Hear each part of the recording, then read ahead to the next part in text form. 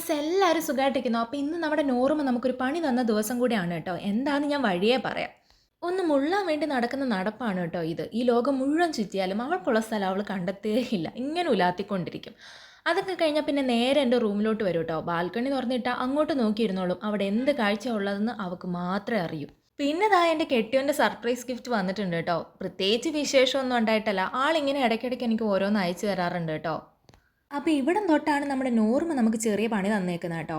ഇന്നിപ്പോൾ കയ്യും പൊക്കി പിടിച്ചാണ് ആൾ നിൽക്കുന്നത്. എന്ത് പറ്റിയെന്ന് നമുക്ക് കറക്റ്റ് അറിയില്ല. ഇവൾ ഇതിനു മുന്നേ നമ്മൾ ഇതേപോലെ പറ്റിച്ചിട്ടുള്ളത് കൊണ്ട് നമ്മൾ വൈകുന്നേരം വരെ നോക്കിയിട്ടേ ഹോസ്പിറ്റലിൽ പോകുന്നുള്ളൂ കേട്ടോ എന്തായാലും. അപ്പോൾ എനിക്കൊന്ന് കോട്ടയം വരെ പോകണമായിരുന്നു. കുറച്ച് പ്രിൻറ്റും ചാർട്ട് പേപ്പറുകളും ഒക്കെ വാങ്ങാനുണ്ടായിരുന്നു കേട്ടോ. അപ്പോൾ അതിനായിട്ട് ഞാൻ രാവിലെ ഇറങ്ങി. ഒരു സമാധാനം ഇല്ലായിരുന്നു കേട്ടോ. എത്രയാണെന്ന് പറഞ്ഞാൽ ഇവൾ അഭിനയിക്കുക തന്നെയാണോ അതോ ശരിക്കും അവൾക്ക് കൈക്ക് വയ്യാണ്ടായോ എന്ന് നമുക്കറിയില്ലല്ലോ. തിരിച്ചെത്തിയപ്പോഴും അവൾക്ക് വയ്യ കേട്ടോ. അപ്പോൾ എന്തായാലും നമ്മൾ വൈകുന്നേരം ഹോസ്പിറ്റലിൽ പോകാൻ പ്ലാൻ ചെയ്തിട്ടുണ്ട്. അപ്പോൾ നമുക്ക് ബാക്കിയായി നാളെ കാണാം.